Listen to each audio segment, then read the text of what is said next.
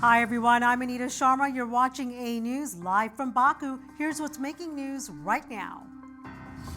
French President Emmanuel Macron appoints François Bayrou as Prime Minister to mitigate the political crisis. A chemical weapons watchdog pushes for an investigation in Syria amid concerns over the country's stockpile.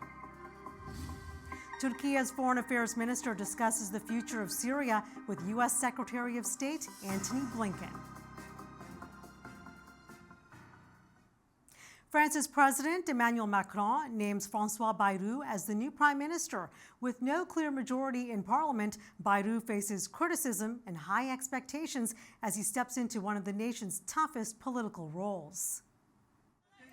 France's political landscape shifted as François Bayrou was appointed the nation's fourth prime minister of 2024.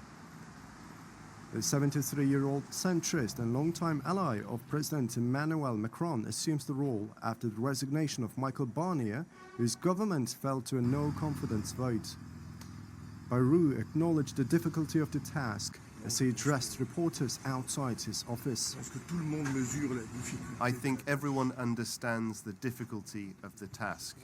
I think everyone is also thinking that there is a path to be found, which will unify people instead of dividing them. And this is good timing, because today is the birthday of King Henry IV, who I wrote about a lot. And I wrote a lot because I think that reconciliation is needed. Despite his message of unity, criticism from opposition leaders quickly emerged. Jordan Bardella, leader of the far-right National Rally, warned Bayrou not to follow President Macron's policies blindly. I am, above all, calling on the new Prime Minister not to be a dummy of Macronism, because the French people expressed themselves in huge numbers in elections last summer, hoping for change, a reasonable but firm break from the President's policies. And in the current situation in Parliament, the next phase of the country's policies should not be like those of Emmanuel Macron. Bayrou's immediate priority is passing a law to roll over the 2024 budget, a contentious task that contributed to the downfall of the Barnier's government. However, he faces a fragmented parliament with three rival blocs, making unity and progress a formidable challenge. As Bayrou prepares to form his cabinet, his ability to balance political discord and deliver results will shape the coming months for a deeply divided France. France's political turmoil continues as President Emmanuel Macron named centrist ally Francis Bayrou as the country's new prime minister following the collapse of Michel Barnier's government just 1 week ago. The decision has drawn mixed reactions across the capital. The appointment of François Bayrou as France's new prime minister has sparked a wave of reactions in Paris, with many expressing disappointment over the choice of the veteran centrist. Some see the move as a continuation of Macron's established political trajectory, while others are frustrated by what they perceive as a lack of fresh ideas. Honestly, it's really nothing new. It really seems like it's the old resumes being brought back. It's super disappointing. I think it's very disappointing because we really expected something different from the part of the president, rather than putting a series of old men as head of the French government as prime minister. So yes, it's a big disappointment.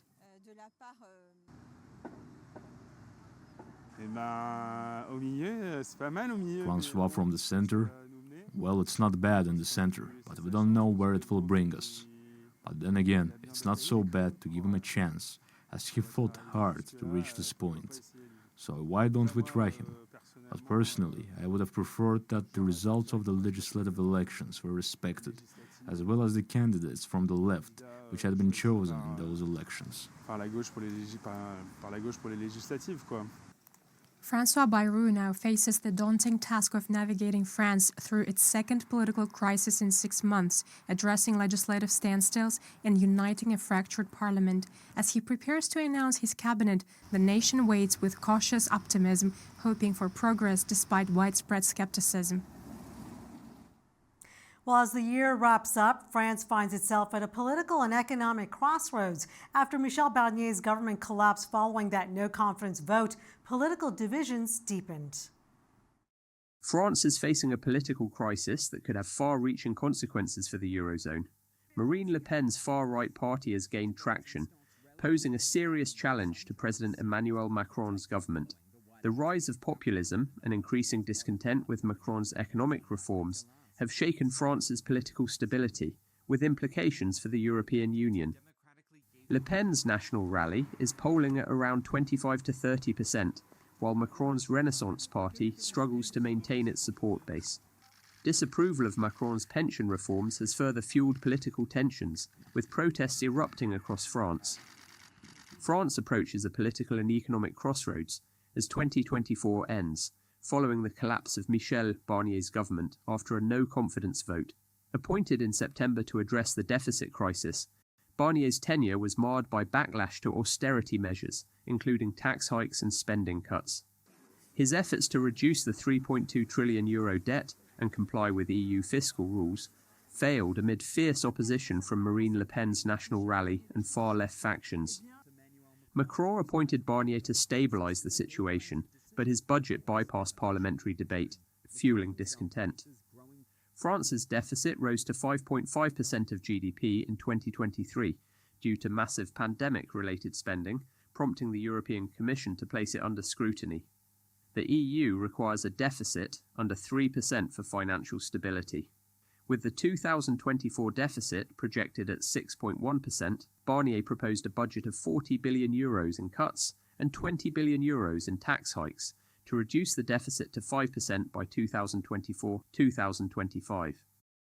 While this plan satisfies Brussels, it remains unpopular within France. Now, France faces rising bankruptcies, inflation, and a fiscal outlook, with Moody's warning of broader risks to the Eurozone. The Organization for the Prohibition of Chemical Weapons urges an investigation into the use of chemical weapons in Syria. The watchdog plans to call on the new leadership to grant access for investigators to continue uncovering those responsible for attacks that left thousands dead or injured during the civil war. The Organization for the Prohibition of Chemical Weapons held a closed-door session with its 41-member Executive Council. The meeting focused on addressing the situation in Syria after the sudden toppling of President Bashar al-Assad. OPCW Director General Fernando Arias noted positive signals from Syria about addressing its chemical weapons, but said no formal commitments had been made.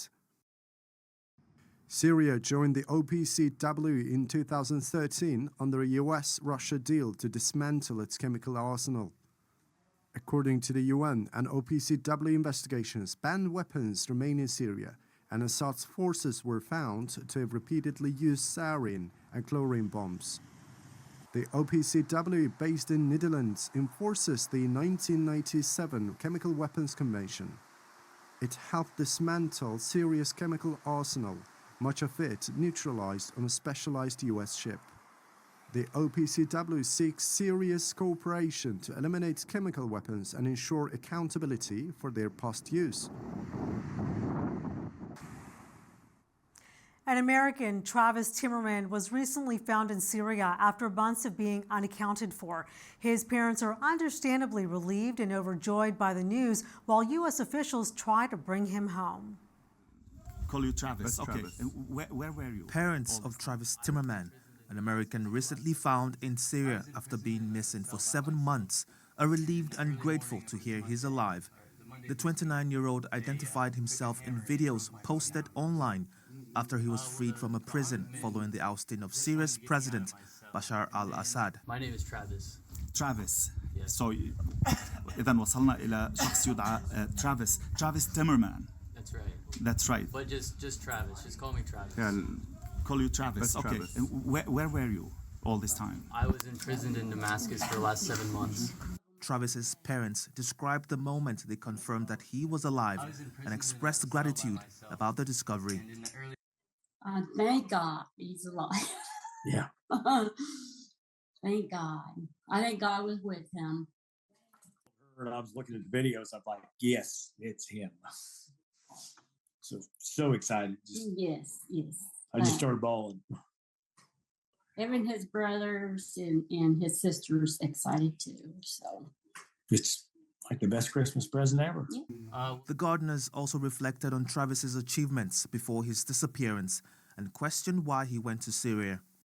I'm very proud of him. And he's a smart kid. He had his finance degree and he went to law school and Pass the bar. but I just don't understand why he went over there. But I guess I will never find out. I mean, I'll probably find out, but when he gets home, You're wringing his neck. What were you thinking? you know, he was just joking. Like, what were you thinking? Meanwhile, U.S. officials are working to bring Travis Timmerman back to the United States. U.S. Secretary of State Antony Blinken confirmed the efforts, providing an update on the ongoing situation in Syria.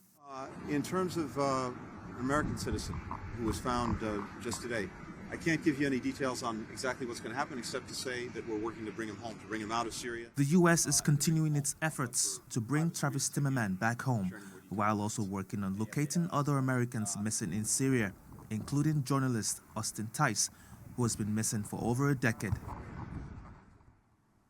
In Ankara, Antony Blinken and Turkish Foreign Minister Hakan Fidan engaged in bilateral talks to outline shared priorities for stabilizing Syria and countering terrorism. U.S. Secretary of State Antony Blinken met Turkish Foreign Minister Hakan Fidan in Ankara to discuss critical issues, including the future of Syria and counter-terrorism efforts. The meeting highlighted mutual concerns about stabilizing Syria. Blinken underscored the importance of establishing an inclusive, non-sectarian interim government in Syria. There's broad agreement on what we would each like to see going forward, starting with the interim government in Syria, one that is inclusive and non-sectarian, one that protects the rights of minorities and women, one that preserves institutions of the state and delivers services to the people.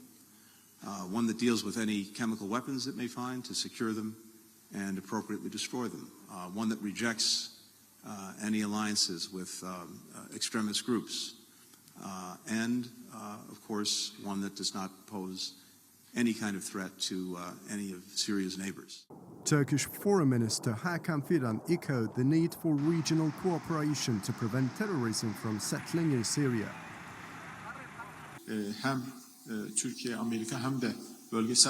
We discussed what kind of roles both United States and Turkey and regional actors need to play, and what kind of cooperation that we need to be in, especially finding stability in Syria, not letting terrorism to settle, and avoiding PKK and ISIS to be dominant. We discussed what can we do about those issues, what are our common worries, and solutions regarding those worries.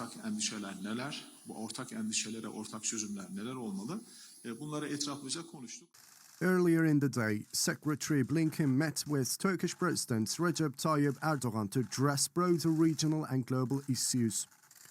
President Erdogan highlighted Turkey's commitment to combating terrorism and rebuilding Syria, while Blinken reaffirmed U.S. support for humanitarian assistance and protection for displaced Syrians.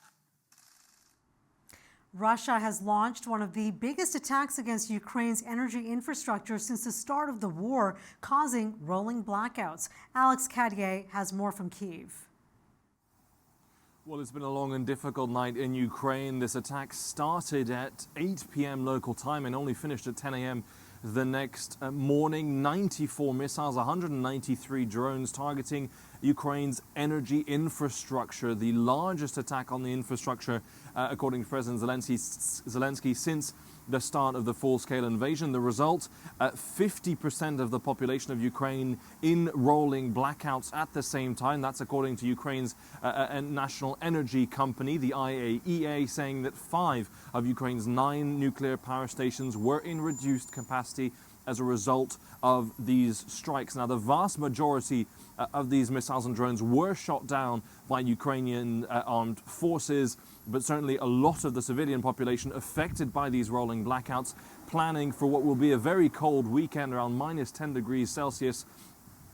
without power and without heating in some places, unfortunately, something that Ukrainians are used to experiencing in the winter. Now, where does this leave the conversation about ceasefire talks? Well, we heard from President Zelensky. He said that these kind of attacks are President Putin's peace plan, and his way of negotiating is by terrorizing millions of people. So clearly the appetite for a ceasefire in the presidential office not particularly high. We also heard from a spokesperson from the Foreign Ministry saying that there have been 20 ceasefire agreements between Russia and Ukraine since 2014, and in their view, all of them have been reached by Russia. Certainly those negotiations will be very complicated and do not seem to be easy, nor will this very long and cold weekend be for Ukrainians.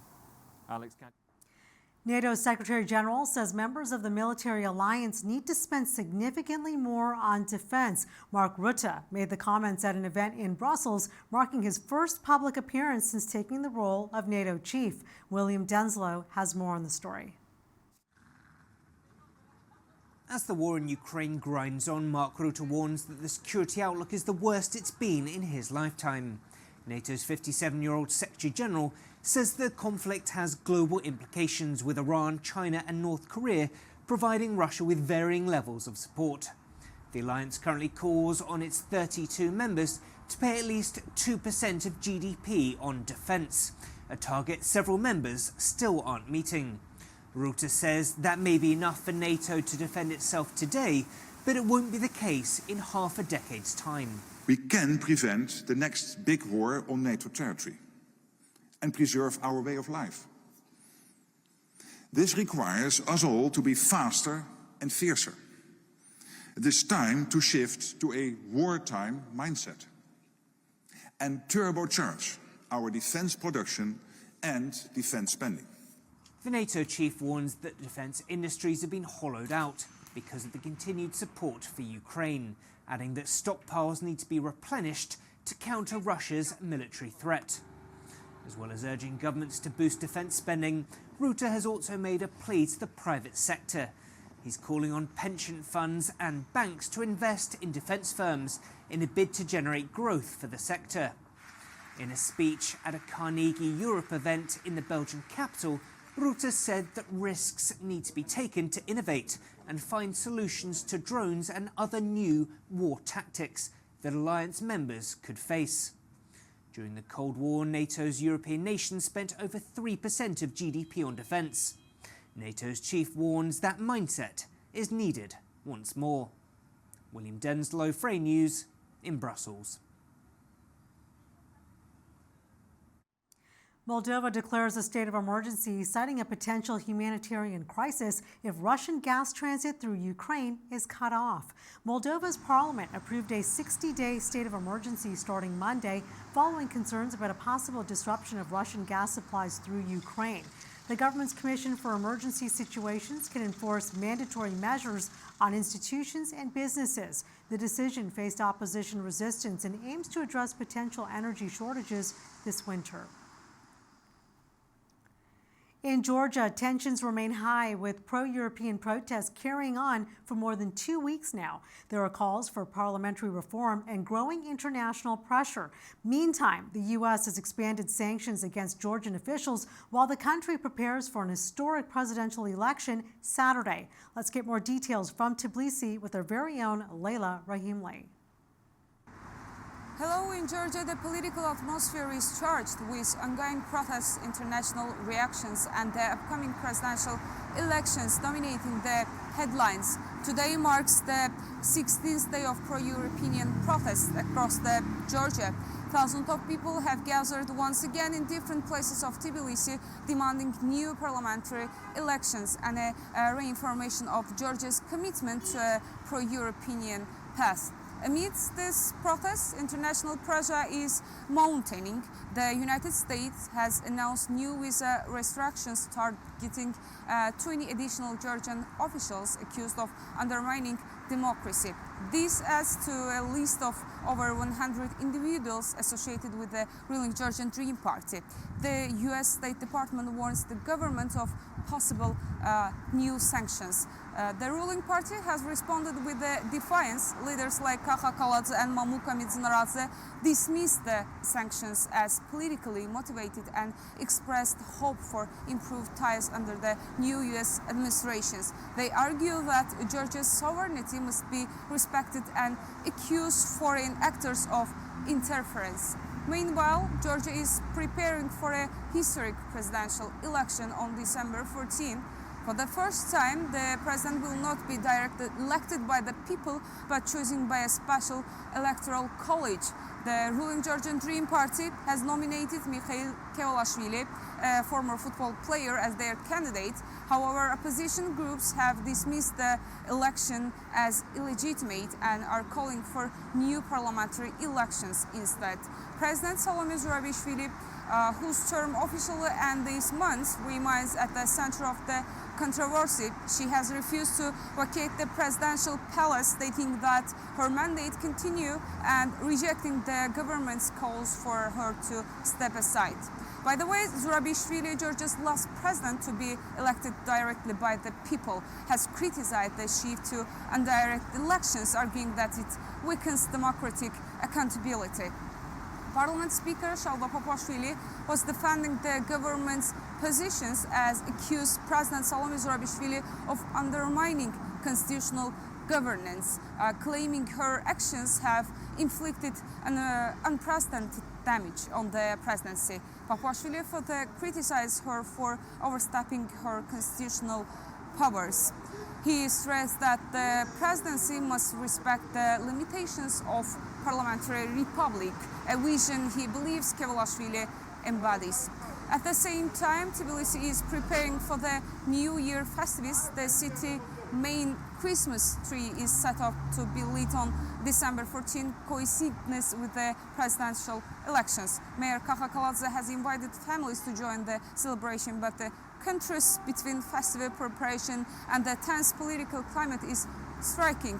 As Georgia moves towards this critical election, the country stands at a crossroads. The voices on the streets and the decisions made in a parliament will shape its future direction.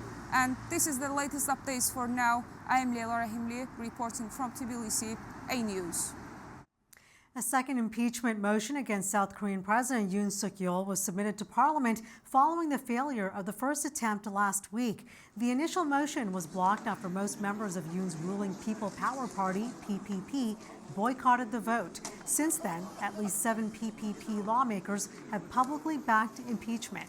On Thursday, Yoon defended his brief declaration of martial law, claiming it was to protect democracy, and vowed to resist impeachment efforts. Opposition parties, which control the National Assembly, plan to hold a second vote Saturday, requiring support from at least 8 PPP members to pass the motion. Celebrations are lighting up Saudi Arabia as the country gears up to host the 2034 FIFA World Cup. The announcement sparked joy and pride across the country, marking a very historic milestone for the kingdom. In Riyadh, the Middle East Music Festival became the heart of the celebrations. Fireworks lit up the night sky as revelers cheered and danced to the beats. Brazilian football icon Neymar, now playing in the Saudi Pro League, joined the festivities, adding to the excitement on stage. Former Saudi player Yasser Al-Ghattani, attending the event, expressed confidence with a bold promise about the upcoming tournament. I think from the beginning, Saudi show how we are different than others. We will be the best World Cup in the history, believe me. Saudi Arabia is set to become the second Middle Eastern nation to host the prestigious event, following Qatar's successful 2022 tournament. With its ambitious vision and growing sports infrastructure, the kingdom aims to deliver an unforgettable World Cup experience. That's all from us. Thank you so much for watching AnewZ. Please stay up to date by visiting our website, AnewZ.tv. Bye for now.